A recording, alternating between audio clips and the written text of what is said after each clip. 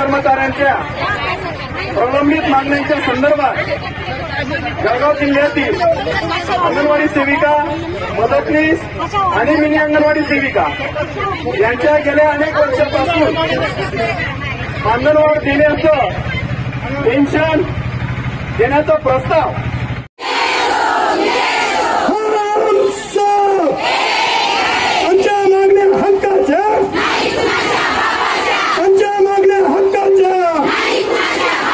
अंगणवाडी कर्मचाऱ्यांना पहिल्या स्वरूपाची मानधन वाढ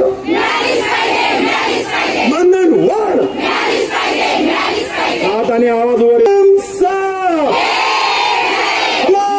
युनियन सेवानिवृत्तीनंतर पेन्शन, सेवानिवृत्तीनंतर पेन्शन, सेवानिवृत्तीनंतर ग्रॅच्युटी, सेवानिवृत्तीनंतर ग्रॅच्युटी। आज संपूर्ण महाराष्ट्रातल्या अंगणवाडी सेविका असतील, मदतनीस असतील, या सगळ्या सरकारच्या आणि आमच्या सगळ्यांच्या लाडक्या बहिणी आंदोलन करतायत। गेले अनेक दिवस झाले त्या रस्त्यावरती उतरून आंदोलन करतायत। त्यांच्या मागण्या पूर्ण होण्यासाठी त्या संघर्ष करतायत, लढतायत। यांनी राज्यव्यापी आंदोलनं करूनही हे सरकारच्या निदर्शनात आणण्याचा प्रयत्न केला आहे। त्यांच्या मागण्या या रास्त आहेत। आज तुटपुंज पगारामध्ये घर चालवताना त्यांची तारेवरची कसरत होते। आज त्यांना त्यांच्या भविष्याची चिंता आहे की भविष्यात रिटायर झाल्यानंतर काय, यासाठी पण त्यांच्या ज्या काय मागण्या आहेत या सगळ्या रास्त मागण्या आहेत आणि त्याला आम्ही राष्ट्रवादी काँग्रेस शरदचंद्र पवार पक्ष म्हणून जाहीर पाठिंबा देतो। त्यांनी ज्या मागण्या केलेल्या आहेत त्या मागण्या आमचं महाविकास आघाडीचं सरकार आल्यानंतर आम्ही या सगळ्या मागण्यांचं आमचे मुख्यमंत्री त्यांच्या पहिल्या कॅबिनेट मीटिंगमध्ये या सगळ्या मागण्यांचा सहानुभूतीपूर्वक आम्ही विचार करू, हे देखील आम्ही त्यांना आश्वस्त केलेलं आहे। या लाडक्या बहिणींकडे सरकारने लक्ष देणं गरजेचं आहे। आज कुठली पण योजना असेल सरकारची तर ती या लाडक्या बहिणींच्या खांद्यावर त्याचं ओझं टाकलं जातं। आज लाडक्या बहिणीच्या योजनेच्या माध्यमातूनही ते ओझं आणि ती योजना राबवण्याचं काम या भगिनींना करायला लागतंय। शासनाने हे सगळे कामं त्यांच्याकडून करून घेतात, पण त्यांना जेव्हा पैसे किंवा मोबदला देण्याची वेळ येते तेव्हा सरकार हे दुर्लक्ष करतं। माझी सरकारला विनंती आहे ती दिवस ह्या आमच्या सगळ्या अंगणवाडी भगिनींना, लाडक्या भगिनींना तुम्ही रस्त्यावरती उतरवणार आहात।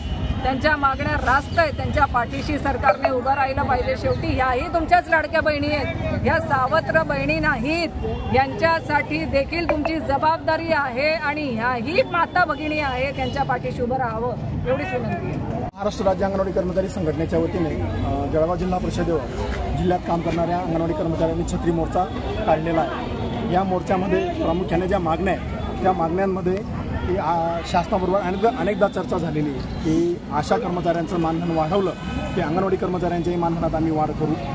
मागच्याच बजेटमध्ये शासनाने आशा कर्मचाऱ्यांच्या मानधनामध्ये 5,000 रुपयाची वाढ केलेली, त्याच्या संबंधीचा शासन निर्णय 14 मार्च 2024ला काढलेला आहे। परंतु आज जवळपास 3 ते 4 महिने झालेले आशा कर्मचाऱ्यांच्या मानधनवाढीचा GR काढून, परंतु बोलल्याप्रमाणे शासनाने अंगणवाडी कर्मचाऱ्यांना मानधनवाढ दिलेली नाही आहे। तर ती मानधनवाढीचा जो प्रस्ताव आहे तो ताबडतोबीने मंजूर केला पाहिजे, ही प्रमुख मागणी आमची या ठिकाणी आहे।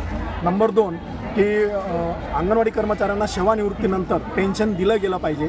याच्या संदर्भातला आयुक्त एकात्मिक बालविकास सेवा योजना यांनी शासनाकडे प्रस्ताव पाठवलेला आहे, परंतु तो प्रस्ताव अजूनही शासनाने मंजूर केलेला नाही आहे। म्हणून रिटायर होणाऱ्या, मृत्यू झालेल्या अंगणवाडी कर्मचाऱ्यांच्या कुटुंबाची आज परवड होते आणि त्यासाठी सेवानिवृत्तीनंतर अंगणवाडी कर्मचाऱ्यांना पेन्शन ही दिली गेली पाहिजे, ही नंबर 2ची प्रमुख मागणी आमची। त्याच्यामध्ये सुप्रीम कोर्टाने 2022मध्ये जजमेंट दिलेलं आहे की अंगणवाडी कर्मचाऱ्यांना सेवानिवृत्तीनंतर ग्रॅच्युटीची रक्कम ही दिली गेली पाहिजे। जो 1972चा ग्रॅच्युटी ॲक्ट आहे त्याप्रमाणे त्यांना रक्कम देणं बंधनकारक आहे। असे असताना सुद्धा राज्यातील सेवानिवृत्त झालेल्या अंगणवाडी कर्मचाऱ्यांना अजून ग्रॅच्युटीची रक्कम दिलेली नाही, ती दिली गेली पाहिजे, ही पण आमची मागणी याच्यामध्ये आहे। त्यानंतर शासनाने लाडकी बहीण योजना आणलेली आणि लाडकी बहीण योजनेचा कामाचा बोजा हा अंगणवाडी कर्मचाऱ्यांवर भरपूर आलेला आहे। अतिरिक्त काम हे त्यांना स्वतःच म्हणजे नियमित काम सांभाळून अतिरिक्त काम त्यांना करावं लागतोय, त्याचा मोबदला त्यांना दिला जात नाही। शिवाय ह्या योजनेमध्ये अंगणवाडी कर्मचारी महिला असूनही